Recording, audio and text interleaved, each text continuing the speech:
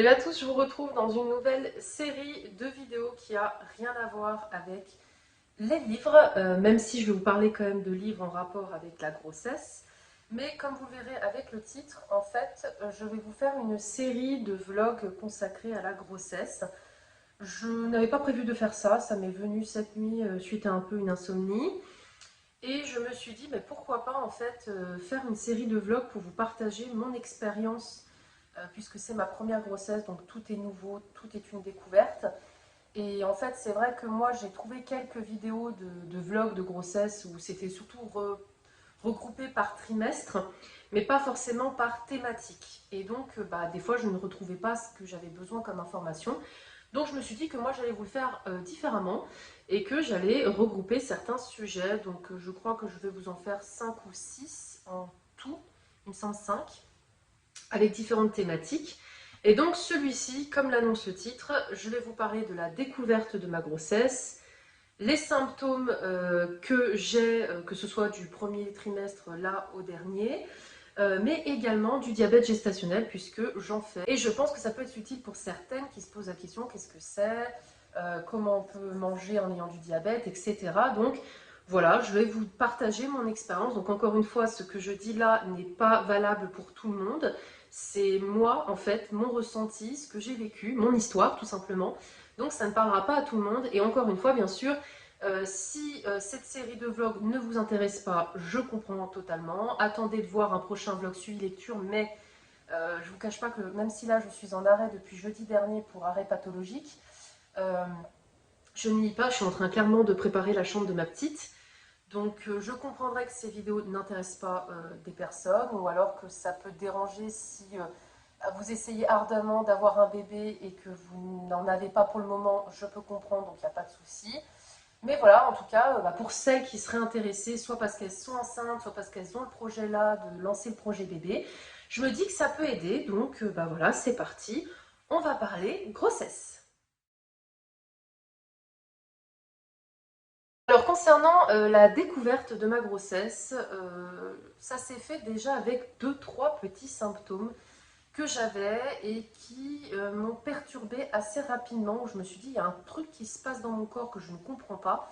Alors il faut savoir que moi avec mon mari, on a lancé le projet bébé fin décembre 2023. On a attendu que je me fasse opérer des yeux pour la vue parce qu'il ne fallait pas être enceinte pour cette opération. Et ensuite on a lancé le truc, on s'est laissé porter. Et je ne vous cache pas que je ne m'attendais pas à tomber enceinte du premier coup et si vite, pour la simple et bonne raison que je fais partie des personnes qui ont pris la pilule depuis très longtemps, très jeune, j'avais 14 ans, c'était pour des problèmes de peau. Et en prime, j'ai changé au moins 6 ou 7 fois de pilule, tout simplement parce que mon corps ne supportait pas les pilules au bout d'un moment. Donc voilà, depuis l'âge de 14 ans, pilule. Donc je me suis dit, autant me dire que le temps d'éliminer la pilule, ça va être compliqué. Sachant que je n'ai pas arrêté ma pilule fin décembre, puisque mon but c'était de tomber enceinte dès que possible. Donc j'ai arrêté ma pilule en septembre en revenant de mon voyage de noces. Je me suis dit, ça fait fin septembre, octobre, novembre, décembre, 3 mois pour que mon corps élimine la pilule, donc on se protégeait d'une autre manière. Mais tout ça pour vous dire en tout cas que ne pas hésiter, si vous avez le projet bébé, mais que comme moi, vous avez quelque chose qui fait que vous ne pouvez pas tomber enceinte tout de suite, une opération, un rendez-vous, un truc, j'en sais rien, peu importe, mais quelque chose qui fait que vous ne pouvez pas tomber enceinte de suite, mais que vous avez le projet d'avoir un bébé, ne pas hésiter à faire finalement comme moi, à arrêter la pilule bien avant, vous protéger d'une autre manière, et ensuite, open bar, on y va, on lance le truc.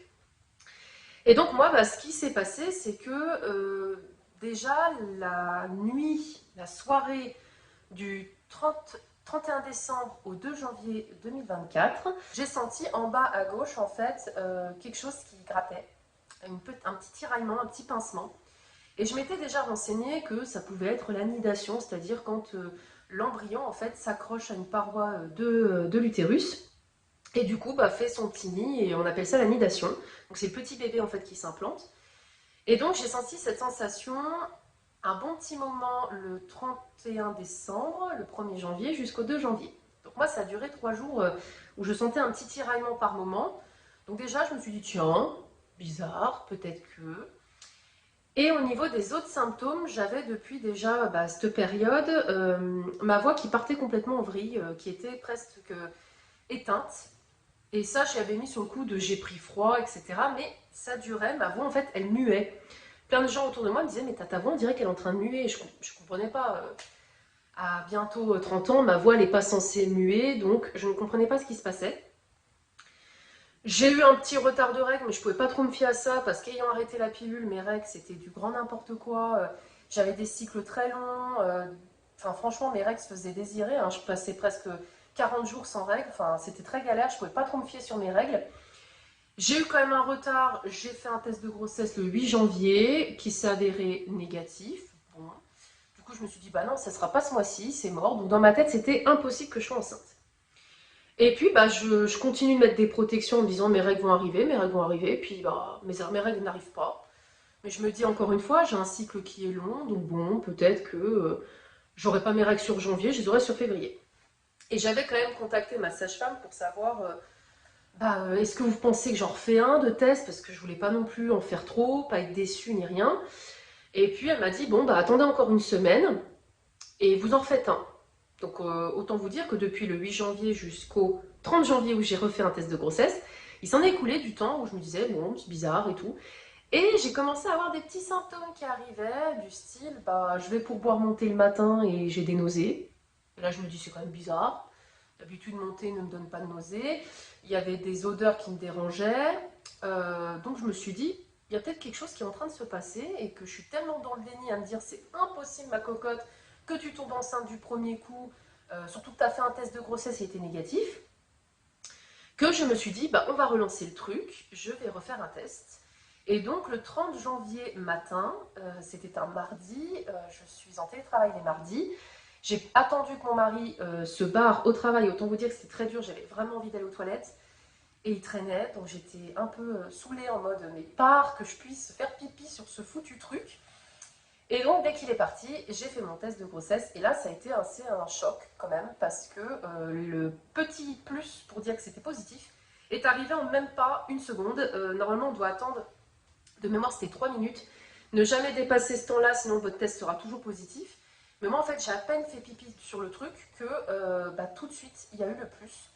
Et donc là au début il y a eu quand même un blanc, enfin j'ai eu un choc un peu en me disant mais c'est impossible, j'ai fait un test le 8 janvier, il était négatif. Donc comment là ça peut être positif? Et donc en fait mon test du 8 janvier était un faux négatif puisque le petit bébé venait de s'implanter, mon corps n'avait pas encore produit l'hormone de grossesse, donc c'était faussé.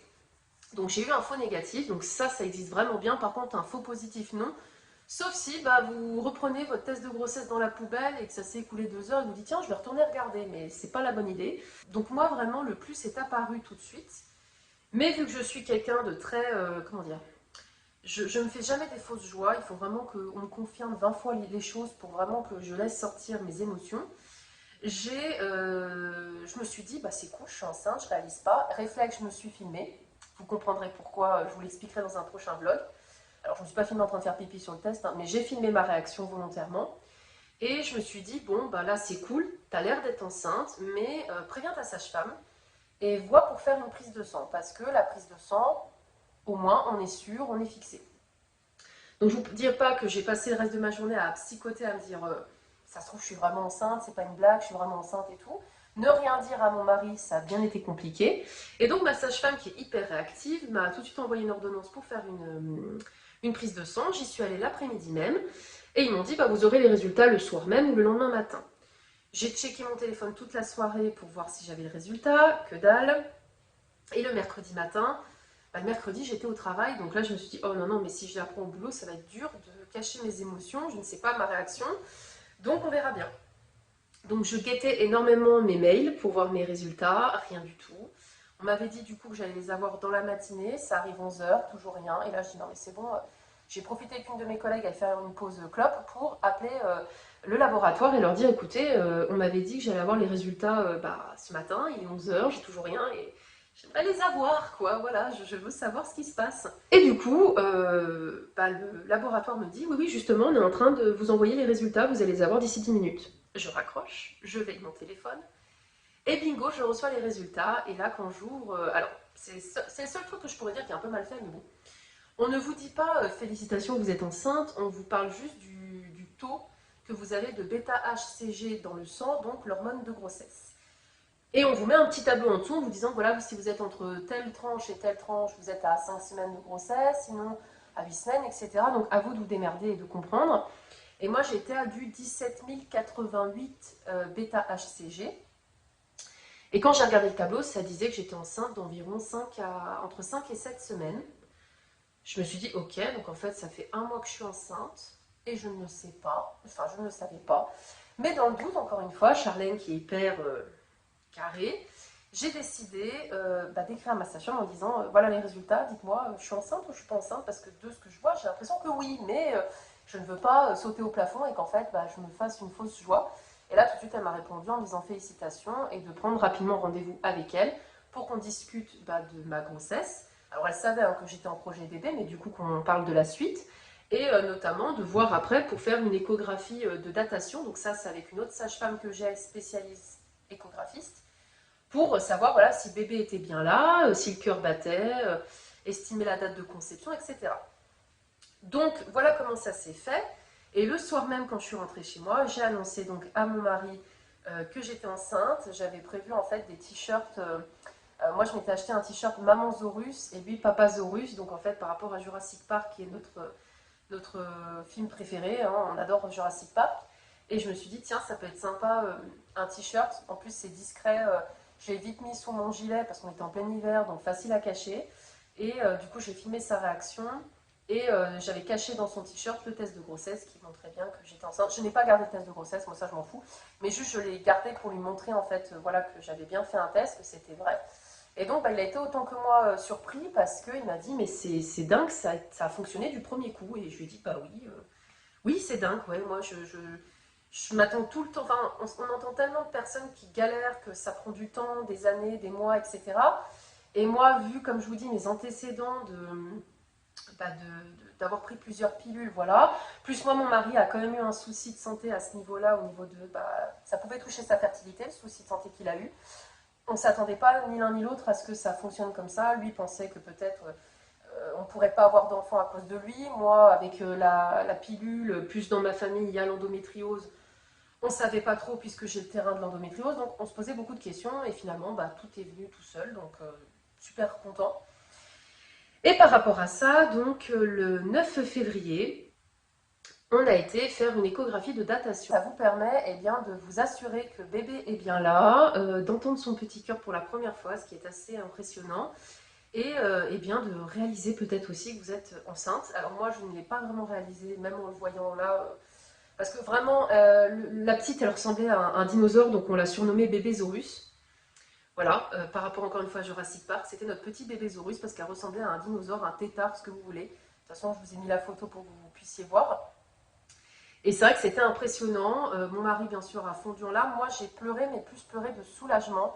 En fait, avant de faire l'échographie, j'ai un peu fait presque une crise de panique, dans le sens où je savais que ça pouvait aussi faire peur parce que quand on vous fait une échographie de datation, déjà ils attendent en général que vous soyez enceinte de minimum 7 semaines, de ce que j'avais compris, c'était mon cas.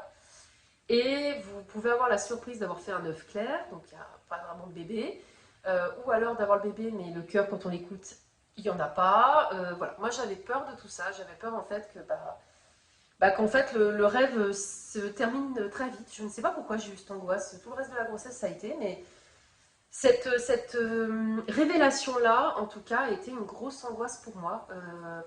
En fait, je m'étais dit, mais ça se trouve, il y a une erreur dans les prises de sang, ou c'est peut-être un rêve, c'est dans ta tête, t'es pas enceinte, t'as les symptômes mais t'es pas enceinte. Enfin, voilà. Je sais pas pourquoi, j'avais encore du mal entre le test de grossesse et la prise de sang, qui quand même les deux confirmaient une grossesse. J'avais peur de m'être fait une fausse joie et d'avoir fait une fausse joie à mon mari. Enfin bref, grosse crise d'angoisse. Heureusement que mon mari était là pour me faire calmer, et dès que d'un coup elle nous a montré et qu'elle a dit genre, je vais vous faire écouter le cœur, là, soulagement, et là j'ai versé des larmes de c'est bon, il y a bien un petit bébé, il y a bien un petit cœur, il va bien, t'es enceinte, ça y est, tout va bien, et voilà. Là après ça a été, mais c'est vrai que ce jour-là, je me rappellerai toujours, Et en plus, j'ai une de mes meilleures copines qui a accouché ce jour-là de son petit. Donc ça a été une journée très riche en émotions parce que bah, le jour où moi j'entendais le cœur du mien, et bah, le sien venait au monde. Donc c'est très touchant. Et le lendemain, j'ai annoncé du coup à mes parents et ma sœur que j'étais enceinte. Ils venaient faire un brunch. Donc clairement, je leur ai annoncé que j'étais enceinte au bout de un mois et demi, par là. Je leur ai annoncé très tôt. C'était un choix. Je n'ai jamais voulu attendre les 3 mois pour annoncer ma grossesse. Tout simplement parce que déjà, le cacher, c'est très compliqué avec les symptômes et l'alimentation. Hein, les femmes enceintes, il y a plein de choses qu'on doit faire attention. Et deuxièmement, en fait, je voulais que ma famille et mes amis soient au courant pour qu'ils sachent en fait que si ça venait qu'à mal se passer, qu'ils comprennent en fait et qu'ils soient un soutien pour moi. Donc voilà, donc j'ai annoncé très rapidement à mes parents et à ma sœur, on l'a annoncé aussi rapidement aux parents de mon mari. Et les amis, ça a été au fur et à mesure qu'on les a vus en fait. Donc il y en a, ils l'ont su au bout d'un mois et demi, d'autres au bout de 2 mois, d'autres au bout de 3 mois. En gros, bah, quand je voyais mes copains, je leur annonçais. Et encore une fois, je faisais des petites vidéos pour garder des souvenirs de réaction. Donc c'était assez sympa. Donc concernant les symptômes de la grossesse, je vais vous résumer en grosso merdo, je ne pourrais pas vous dire que c'est à tel mois que j'ai eu ça, mais à peu près les périodes. Alors moi, les symptômes de grossesse premier trimestre, royal, pas grand-chose. La seule chose que j'ai eue, c'est la 7e et 8e semaine de grossesse où j'ai eu beaucoup de nausées. Je n'ai jamais vomi enceinte. Même encore aujourd'hui, non. Mais par contre, des nausées, mais violentes au point de je n'arrivais pas à manger. Un rien me rendait malade. C'était très compliqué. J'ai jamais eu des nausées comme ça. Pourtant, je suis vite malade dans le transport, mais des nausées pareilles, c'était vraiment violent. Et j'avais surtout certains aliments qui ne passaient plus, alors que c'était mes aliments préférés, du style un burger.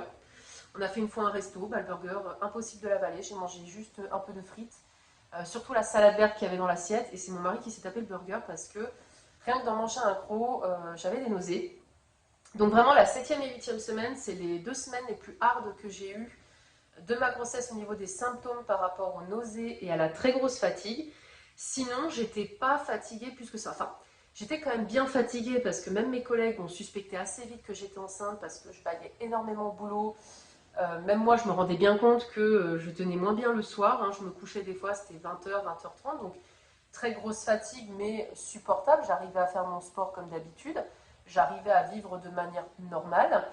Donc voilà, au niveau de mes symptômes, on va dire global du premier trimestre. Et bien sûr, comme tout le monde, et le bas du corps qui travaille. Hein. On sent qu'il y a des choses qui se passent. On sent que ça s'étire. On sent que quand on s'assoit, on n'est pas forcément bien parce que y a tout qui travaille là-dedans. Donc plus un petit peu des douleurs d'étirement, un peu comme des règles. Donc voilà, ce genre de choses que j'ai pu avoir.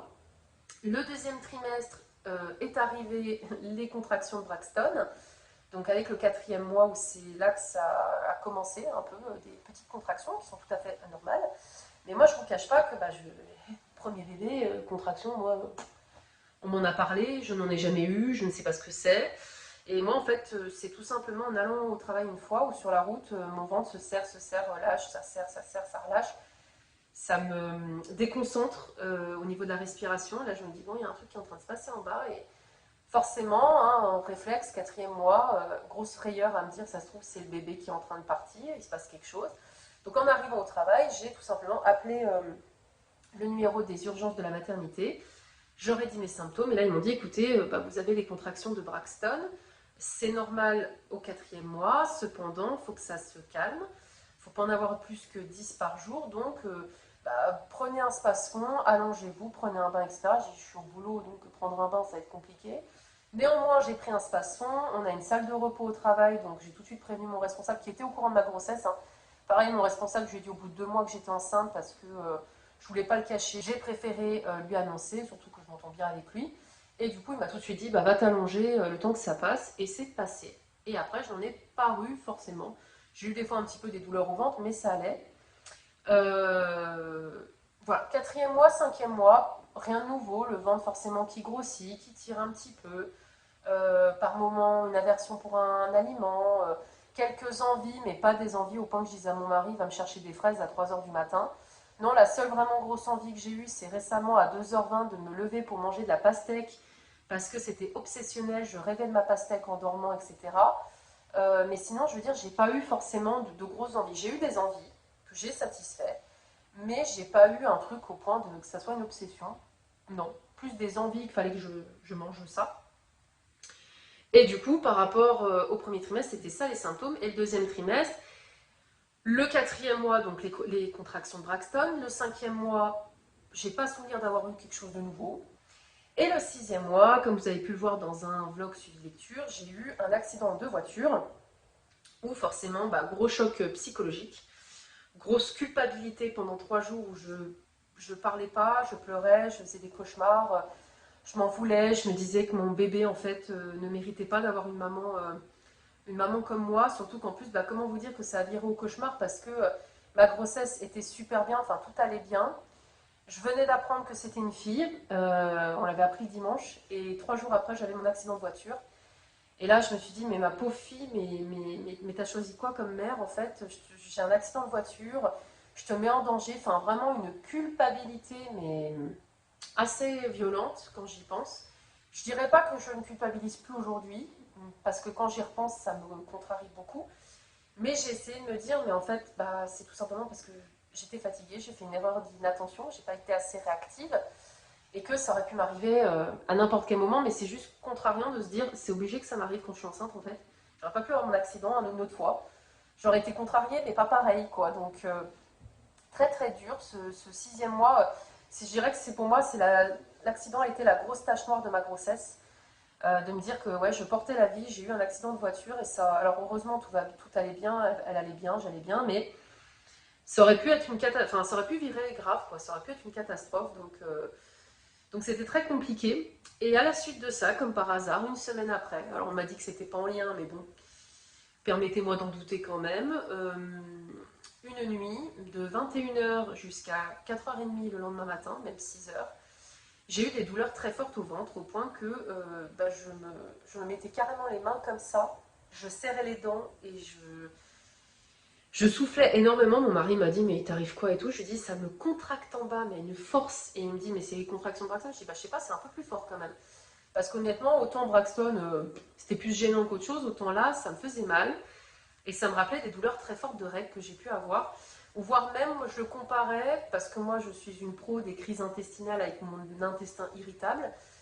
Pour ceux qui font des crises intestinales, moi je le comparais à ça au niveau de la douleur, c'est-à-dire vraiment où ça me serre, que ça te coupe la respiration, que tu arrives à penser à rien d'autre que cette douleur. Et du coup j'ai eu très mal, mais bon, voilà, j'ai pris mes spasfons. Au début j'avais pris même du Gaviscon parce que je pensais que c'était aussi des brûlures d'estomac, je ne savais pas trop. J'ai essayé de dormir, autant vous dire que c'était peine perdue. Puis à 4h30, mon mari me dit, mais tu dors toujours pas? Je dis non, je dis ça sert tout le temps. Et il me dit, mais ça sert tous les combien? Je dis, j'ai l'impression que ça sert toutes les 3 minutes. Donc là, il me dit, écoute, c'est bon, tu t'appelles la maternité et tu leur dis qu'on sache si on t'emmène ou pas, parce que ça se trouve, tu as des contractions. Et je dis, non, mais ça se trouve, c'est la pizza. Parce qu'en fait, la veille au soir, on avait mangé une pizza et je me suis dit, non, ça se trouve, c'est la pizza, je la digère pas et elle me fout des crises intestinales. Mais bon, j'allais pas aux toilettes. Mais vous voyez, enfin, encore une fois, moi, toujours un peu dans le déni de beaucoup de choses. Je lui ai dit, non, non, mais c'est sûr, c'est les crises intestinales qui me font ça et ça va passer. Et je lui ai dit, j'appellerai à 9h ma sage-femme pour savoir. Puis il me dit, non, t'appelles la maternité. J'ai bien fait. Puisque quand je les ai appelés, ils m'ont dit, mais ça fait depuis combien de temps, madame, que ça vous fait ça? Je dis, depuis 21h hier soir. Ils m'ont dit, ok, vous venez. Puis moi, encore une fois, comme une gourde, faut que je vienne à quelle heure? Enfin, faut que je prenne rendez-vous, faut que je vienne à quelle heure? Ah non, mais en fait, madame, c'est pas, vous venez pas à quelle heure? C'est là, vous venez maintenant. Lavez-vous si vous voulez, petit déjeuner, mais vous venez en fait. Et du coup, on est parti. Et quand je suis arrivée, ils m'ont auscultée. Donc la petite était bien bigousse. Son cœur allait très bien. Moi, ça allait. Par contre, moi, ils avaient vu quand même qu'il y avait des contractions, mais qui commençaient à se calmer. Tu m'étonnes, depuis 21h la veille, heureusement. Puis j'avais pris aussi du Spasfon 2 fois dans la nuit, donc à espacer avec les heures, hein, mais j'avais pris 2 fois du Spasfon. Donc je pense que le Spasfon a bien calmé les choses. Et du coup, ils m'ont dit, on va regarder quand même votre col, parce que vous avez eu des contractions longtemps, donc être sûr que ça n'a rien fait. Et ça n'avait rien fait, donc après ils m'ont laissé repartir, etc. Donc voilà pour le 6e mois. Et là, depuis le 7e mois, alors, je suis au milieu du 8e au moment où je vous parle, mais depuis le 7e mois, ça a été la dégringolade un petit peu des symptômes. Moi qui n'en avais pas eu des masses jusqu'à présent, j'ai tout simplement eh bien, la rétention d'eau. Voilà. En même temps, en plein mois d'août, avec la chaleur, là, faut pas s'étonner, juillet-août, il fait très chaud. Donc rétention d'eau, donc je dois porter des bottes de contention, je dois dormir les jambes surélevées, je dors déjà depuis plusieurs mois, depuis je crois le 5e mois, je dors à moitié assise à cause des remontées quand même acides, et même le fait que quand vous êtes enceinte, souvent vous avez le nez qui se bouche à cause des hormones de grossesse, donc vous n'arrivez pas à respirer allongé. Donc ça fait déjà un moment que je dors dans des positions cheloues. Et c'est rajouté à ça depuis une semaine, et maintenant j'ai enfin des nouvelles copines pour m'aider, des attelles de nuit, puisque j'ai le syndrome du canal carpien. Donc alors ça c'est excellent aussi. La nuit en fait j'avais des fourmillements dans les mains, plus de circulation dans les mains, j'arrivais plus à les bouger, très mal. Et la journée impossible de faire ne serait-ce que ça, je ne pouvais pas. Là aujourd'hui je peux parce que j'ai dormi avec, donc je les ai testés cette nuit et c'est approuvé, même si c'est chiant de dormir avec des trucs comme ça. En fait, je ne pouvais pas plier les mains, ça me faisait trop mal, et même ouvrir un pot de mayonnaise, je n'y arrivais plus, j'avais plus de force dans les mains, à cause justement eh bien, de ce canal carpien de l'horreur. Voilà. Donc j'ai un petit peu la totale, voilà, à ce niveau-là, au niveau là, du dernier trimestre. Il y a beaucoup de choses qui se rajoutent, le fait que j'arrive pas à respirer, mais bon, ça c'est partout pareil pour tout le monde. Des douleurs dans l'aine et le bas-ventre parce que c'est en train de travailler en mode youhou, ta gamine elle arrive bientôt, prépare-toi. Le dernier sujet que je voulais aborder avec vous, le diabète gestationnel, qui moi a été détecté à 10 semaines d'aménorrhée, donc autant vous dire que c'était très tôt. Voilà. Ils l'ont vu tout de suite, c'est simple, la première prise de sang où on vous fait un check-up de tout.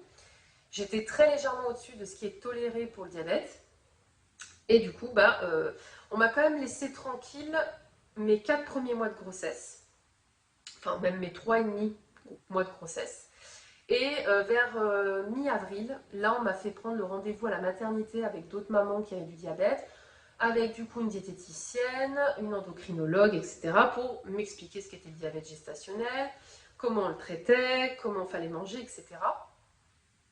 Donc par contre, moi pendant les 3 mois, ça a été un peu ce que j'avais reproché, mais après ils m'ont expliqué pourquoi aussi.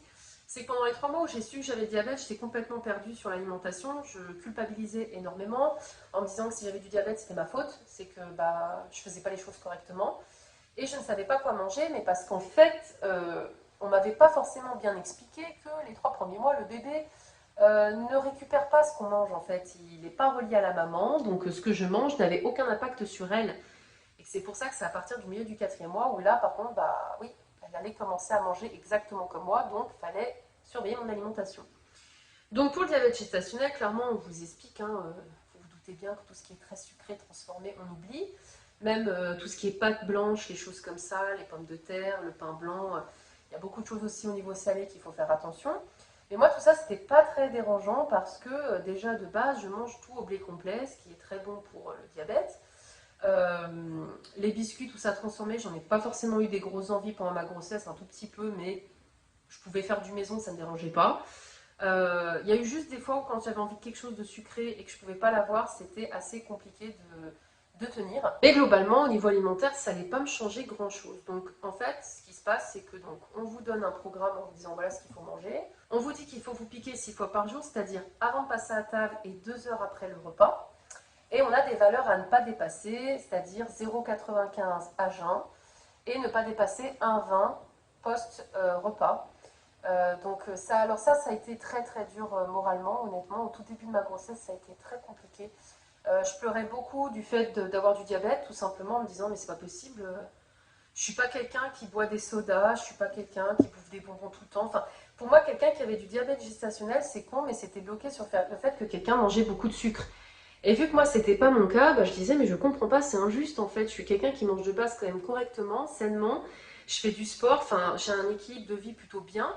Pourquoi moi en fait C'était vraiment le truc de pas comprendre, d'être énervé de voir d'autres personnes qui pouvaient manger ce qu'elles voulaient et moi j'avais pas le droit. Un peu vexé de se dire voilà, t'as envie de bouffer un truc et tu peux pas le bouffer. Ça vexe, oui, des fois ça vexe, surtout quand t'as les hormones de grossesse qui travaillent. Et c'est vrai qu'au début, voilà, quand il y a le couperet qui est tombé, j'ai pas mal pleuré en me disant que ma grossesse, ça y est, ça allait devenir un calvaire, etc. Et finalement, maintenant avec le recul, je me rends compte que C'était vraiment parce que je n'y connaissais rien et aussi parce que, parce que tout simplement j'étais très jeune au début de ma grossesse, quoi. Enfin, j'étais qu'au début, donc je me rendais pas compte de tout ce que ça concerne, la grossesse. Et donc j'ai fait les piqûres, donc moralement dur parce que ça fait mal, parce que faut mettre des rappels, faut manger à telle heure, parce que si tu te piques trop tard, après tu es fatigué. Faut anticiper si tu vas au restaurant, qu'est-ce que tu manges. Donc c'est une belle charge mentale qui se rajoute à ça. Dès qu'on a un résultat qui est orange ou rouge, grosse culpabilité en mode ça y est, mon bébé va être gros, etc. Donc pas évident le diabète gestationnel. Donc en fait on a voilà, le petit appareil qui devient notre ami sanguin. Moi je disais ça y est, mon pote vampire qui est avec moi. Mais c'est vrai que c'est pas évident le diabète gestationnel et même si comme on dit c'est surtout un risque. Alors pour la maman c'est d'avoir un diabète de type 2 post-accouchement. Si c'est pas régulé. Et pour le bébé, il ne peut pas être diabétique, ni obèse, ni rien. C'est juste que ça fait des gros bébés, comme on dit, ils sont beaucoup plus gros que la moyenne. Donc risque de devoir déclencher un accouchement, risque de césarienne. Et le risque à la naissance, c'est qu'ils soient en hypoglycémie et qu'on lui fasse des piqûres dans le pied. Donc moi je m'étais dit déjà, pour moi, j'ai pas envie d'avoir un diabète de type 2. Et deuxièmement, il est hors de question que ma fille subisse, enfin à ce moment-là, je savais pas que c'était une fille, donc je disais mon bébé subisse des piqûres à sa naissance. Donc je vais mettre les bouchées doubles, etc. Et finalement, comme je vous dis, mon alimentation fait que, ou mon corps peut-être aussi, fait que mes résultats étaient bons, mon diabète était stabilisé. Et ça fait qu'au bout de mon 6e mois de grossesse, donc finalement j'aurais été que 3 mois à me piquer vraiment matin, midi et soir, 3 mois de ma grossesse, un trimestre. À partir du 6e mois, vu que mes résultats étaient bons, on m'a dit de réduire à 2 fois par semaine, donc le lundi et le vendredi. Mais moi, ayant envie quand même de surveiller ça plus que voilà, j'ai choisi de me piquer aussi les mercredis. Donc je me pique les lundis, mercredis et vendredis. Vous allez me dire pourquoi ces jours-là? Tout simplement parce que le lundi, je me pique et en fait, ce que je mange le lundi, je mange la même chose le mardi, le midi et le soir. Voilà. Mon lundi et mon mardi midi sont un même repas. Donc si j'ai mangé des spaghettis bolo, je remange des spaghettis bolo. Et mon lundi et mardi soir sont un même repas, exemple une soupe, une soupe. Voilà. Donc si le lundi est vert, je sais que mon mardi va être vert, sauf si je mange un truc à part, mais en général je mange pareil. Le mercredi est pareil que mon jeudi, c'est pour ça que je me pique le mercredi, comme ça je sais que le jeudi, ça sera bon. Et le vendredi, je mange pareil le midi et le soir, un seul même repas, pareil. Et donc je me pique le vendredi, histoire de checker que c'est bon. Et pour le week-end, en général, je ne me pique pas, je fais assez attention à ce que je mange. Je ne me mets pas en mode open bar parce que c'est le week-end. Avec les restaurants, je sais un peu lesquelles choses éviter, etc. Mais par contre, je peux être amenée à me piquer si vraiment j'ai un doute du style, justement, j'ai fait un resto le samedi soir, comment je suis le lendemain matin, est-ce que je suis déjà dans l'orange ou pas. Mais après, franchement, petit à petit, on se rend compte des aliments qui passent et des aliments qui ne passent pas du tout avec le diabète. Moi, je sais par exemple qu'au niveau produits industriels, il y a eu une période où j'avais envie de Kinder Delice ou de Petit Ourson Lulu. Vous allez savoir pourquoi. Et je savais qu'un Kinder Delice, ça passe. Et les petits oursons Lulu, un ourson passe, 2 oursons ne passent pas. Voilà, parce qu'une fois, j'ai eu envie d'en manger 2 et c'est pas passé. Alors que quand j'en mangeais un, j'étais dans le vert. Donc encore une fois, c'est des petits tests, des aménagements. Par contre, une fois, j'ai voulu manger juste un bonbon, un schtroumpf, et je me suis retrouvée dans du rouge hyper élevé. Donc je sais que les bonbons, depuis le début de ma grossesse, la seule fois que j'en ai mangé, c'est à ma gender pour me faire plaisir, parce que comme nous disent les sages-femmes, il ne faut pas s'arrêter de vivre, il faut se faire quand même plaisir, mais raisonner. Donc les bonbons, clairement, je n'en ai mangé qu'à ma gender, j'en ai pas remangé. Ça me manque, mais c'est comme ça, il faut faire avec. Et c'est pour vous dire encore une fois que le diabète est vraiment propre à chacun. Il y a des mamans qui dès le début vont avoir besoin d'insuline pour réguler leur diabète. Très souvent le diabète le matin n'est pas du tout bon. Moi je suis souvent orange le matin. Mais bon, jusqu'à présent ça n'a pas posé de soucis. Et au niveau de mes échographies, bébé a un poids plutôt correct. Elle est un chouille au-dessus de la courbe, mais elle colle la courbe. Donc c'est un bébé estimé à 3,7 kg actuellement. Donc ça va. De toute façon, dans ma famille, on faisait des bébés entre 3,6 kg et 4 kg. Donc rien de choquant, rien d'alarmant là-dessus. Et le fait d'avoir le diabète gestationnel, ça fait que j'ai quand même une échographie supplémentaire à faire. J'en aurai une 4e, bonus, le 3 septembre, qui va me permettre de savoir si est-ce que la petite est toujours stable au niveau du poids, ou alors est-ce qu'elle est en train de trop grossir, et si c'est ça, derrière ils vont me préparer à déclencher un accouchement, etc. Ce qui n'est pas du tout mon souhait, vous vous en doutez. Donc c'est pour ça aussi que je fais très très attention à ma manière de me nourrir, pour justement éviter que ma fille soit déclenchée. Je veux qu'elle vienne de manière naturelle. Mais voilà, au niveau du diabète, tout ça pour vous dire que quand on vous l'annonce, on va pas se mentir, vous allez peut-être pleurer, vous allez peut-être être pas bien, vous en vouloir, et c'est normal en fait, parce que vous idéalisez une grossesse et elle se passe pas forcément comme c'était prévu. Mais de bien se dire que c'est important pour bébé, c'est important pour vous. Et moi aussi, je faisais non seulement pour la petite, mais même par respect pour mon mari, en me disant, mais attends, je suis en train de porter sa fille, donc la moindre des choses, c'est de faire en sorte que notre enfant soit en bonne santé, donc je vais faire le max. Par contre, oui, il y a eu des fois où il m'a récupéré un peu à la cuillère parce que, je sais pas, j'avais une envie d'un truc très sucré et je pouvais pas, et du coup, ça me contrariait, et du coup, j'avais les larmes aux yeux en me disant, mais tu vois, il y en a là, elles s'enfilent plein de pots de glace, et moi, je peux pas, ou il y en a une, elle mange des bonbons, il y en a, elle boivent du soda, et moi, je peux pas, enfin, c'était ça qui était compliqué, c'était des fois d'accepter en fait que on n'est pas tous logés à la même enseigne, et qu'il y en a, ils ont pas de diabète, mais ça ne veut pas dire qu'ils ont une grossesse idéale parce que y a plein de choses qui peuvent se passer durant une grossesse. C'est jamais tout beau, tout rose. Moi, j'étais la première à penser que dès que tu avais passé tes 3 mois de grossesse, comme on dit, avec l'épée de Damoclès au-dessus de ta tête, après c'était bon. Du 4e au 9e mois, tu étais tranquille, il n'y avait plus de risque, tout allait bien. Tu passais ton test de trisomie et tout allait bien. Et en fait, tu te rends compte que non, c'est pas ça la grossesse. En fait, la grossesse, mine de rien, c'est du stress tout du long, tu as peur quand même que ton bébé lui arrive quelque chose. Tu as peur de mal faire les choses. Tu as beaucoup de rendez-vous, hein, prise de sang et et analyse d'urine tous les mois. Le test de la trisomie qui est quand même un peu stressant. Moi, j'avais fait aussi un test pour la prééclampsie, enfin, vérifier que je ne pourrais pas avoir d'hypertension, puisque la prééclampsie, c'est très grave. Donc, c'est vrai qu'en fait, finalement, tu as tout le temps peur, en fait. Tu as peur de perdre les os trop tôt, tu as peur d'avoir du sang, parce que tu as des personnes qui saignent, hein, donc si tu vois une tache de sang dans ta culotte, tu vas te poser 10 000 questions. Donc c'est vrai que la grossesse, c'est pas du tout repos du tout. C'est une belle charge mentale qu'on se prend dans la tronche. Surtout au début, avec le premier trimestre, on est très fatigué, mais qu'en même temps, il faut gérer le boulot, il faut gérer le quotidien. Donc tu es en train de créer la vie et en même temps, tu continues ta vie normale. Donc tu es sur 2 pieds un peu, tu es un peu perdu. Enfin, moi, je sais qu'il y a eu des périodes où je pleurais et je disais à mon mari, avec les hormones et tout, je disais, j'en peux plus. Je dis, tu te rends pas compte, mais toi, ta vie, elle est pareille, mais moi, la mienne, elle a été chamboulée. Je suis en train de créer la vie, ce qui fait que ça me fatigue. J'ai plein de symptômes qui arrivent, je sais pas trop ce qui m'arrive, je comprends pas. Et en même temps, je dois continuer mon boulot, je dois continuer à entretenir l'appart comme je fais d'habitude, même si on se répartit les tâches. Mais voilà, enfin, en fait, on a beaucoup de charge mentale qui fait qu'il y a des fois vous allez craquer, et puis c'est normal en fait, tout simplement on se rend compte que c'est normal. C'est bien d'avoir des proches qui ont eu des enfants, qui peuvent nous rassurer là-dessus. Moi j'ai déjà des copines qui ont eu des enfants, donc elles m'ont déjà dit les choses, je savais déjà à quoi m'attendre avec la grossesse, je savais qu'il y avait des symptômes qui allaient pas ouf, je savais qu'il y avait des fois j'allais peut-être pleurer, ou des choses que je n'allais pas aimer en étant enceinte. J'étais la première à dire que c'est sûr que j'aimerais être j'allais aimer être enceinte. Alors d'aujourd'hui, je ne vais pas vous dire que j'ai aimé ni que j'ai détesté. C'est une étape qu'il faut passer pour avoir un enfant. Néanmoins, pour moi, c'est du 50-50. C'est-à-dire qu'il y a 50% où c'est quand même sympa parce que on voit notre corps qui change, on ressent la vie à l'intérieur de nous. Moi, je veux dire, les petits coups de ma fille, même si des fois elle me défonce et que ça me saoule, ou que ça me fait bizarre parce que je dirais pas que j'aime la sensation quand elle bouge parce que c'est quand même très bizarre comme sensation. Ça fait pas mal sauf quand elle tape pas au bon endroit ou qu'elle joue avec ma vessie. Ça, c'est un autre sujet. Mais finalement, j'aime bien quand même parce que ça me fait une interaction en fait. Je suis déjà en interaction avec elle. Et en fait, elle est qu'à moi pour le moment, elle est qu'à moi. Donc voilà, il y a 50% de positif et il y a 50% de négatif où c'est bien sûr beaucoup de contrôle médical, beaucoup de surveillance, beaucoup d'examens, beaucoup de stress, l'alimentation, où forcément il y a des loupés, on va se manger un fromage et d'un coup on va se rendre compte qu'il fallait pas le bouffer, mais maintenant que c'est fait, tant pis. Voilà, beaucoup de choses. Donc pour moi, c'est pour ça qu'un enfant, il faut vraiment que ça soit réfléchi, comme toujours, qu'il soit vraiment voulu. Pour ça où c'est pas voulu, je leur dis respect parce que déjà quand il est voulu, des fois on se pose des questions, on se dit mais qu'est-ce que j'ai fait?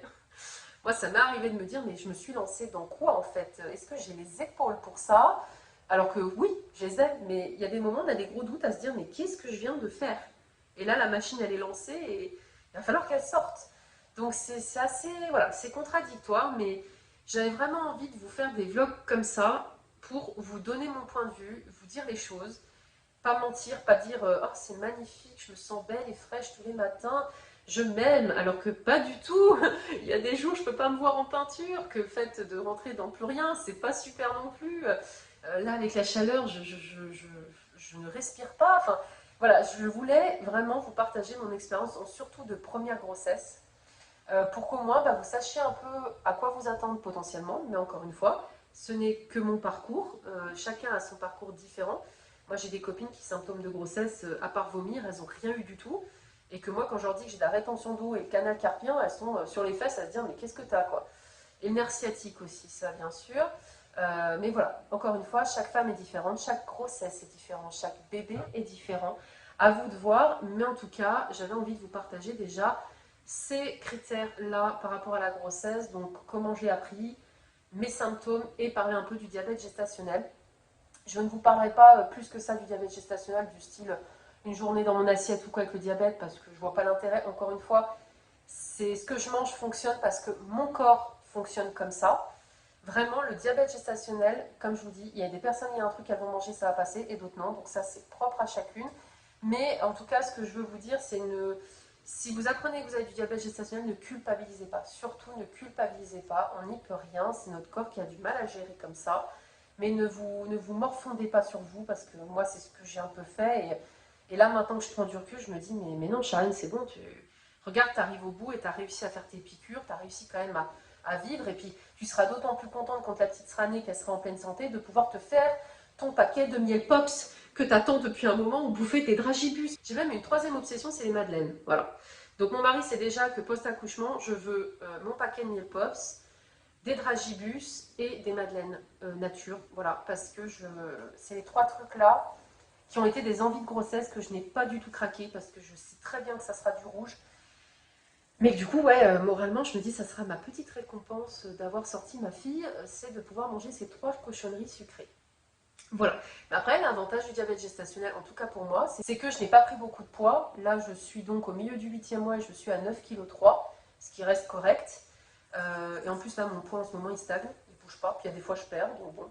Il y en a qui perdent du poids en étant avec le diabète, il y en a qui n'en prennent pas du tout. Donc c'est pour vous dire, le diabète, niveau poids, on va dire que c'est un truc positif. Et puis, bah, l'autre fait aussi, c'est que bah, tu tournes un peu plus vers des choses maison. Genre les goûters, moi j'en faisais déjà maison, mais pas plus. Il y a une période, surtout le deuxième trimestre, où j'avais plus d'appétit et il me fallait une collation. Je ne pouvais pas tenir jusqu'au soir. Maintenant, oui, parce que j'ai plus trop faim vu qu'elle prend de la place. Mais ça a fait que du coup, j'ai fait beaucoup de goûters maison qui étaient très sains, qui avaient quasi le même goût que ce que je pouvais trouver en grande surface, en tout cas la même tronche. Du style, voilà, je me suis fait des barres de céréales, des bounty, mais des choses maison. Et c'était très bon et ça passait en verre. Donc c'est pour vous dire voilà, que ça peut nous ramener aussi à faire un peu plus du maison et il n'y a pas de mal à ça. Je vais m'arrêter là au niveau de cette vidéo qui aura été très longue. J'espère quand même qu'elle vous aura plu, que le sujet vous intéresse.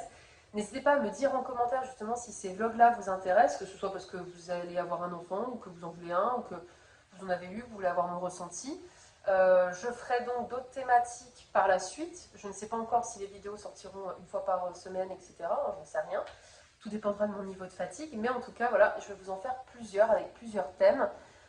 Comme par exemple les livres qui m'ont accompagnée, les souvenirs que je suis en train de créer pour ma fille, sa chambre, ma valise maternité. Et très certainement que j'en ferai aussi une postpartum pour vous donner mon ressenti de quand elle sera là et comment je vais vivre les choses. Mais voilà, en tout cas, j'espère quand même que ce genre de vidéo vous plaira. Si vous avez regardé jusqu'ici, n'hésitez pas à mettre un emoji, bah, du coup en lien avec les bébés, hein, un poupon, un biberon, une cigogne. Je sais pas pourquoi on a toujours dit que c'était la cigogne qui pouvait amener les enfants, mais voilà. En tout cas, n'hésitez pas à mettre un emoji en lien avec les bébés, voilà, pour montrer que vous êtes allé au bout.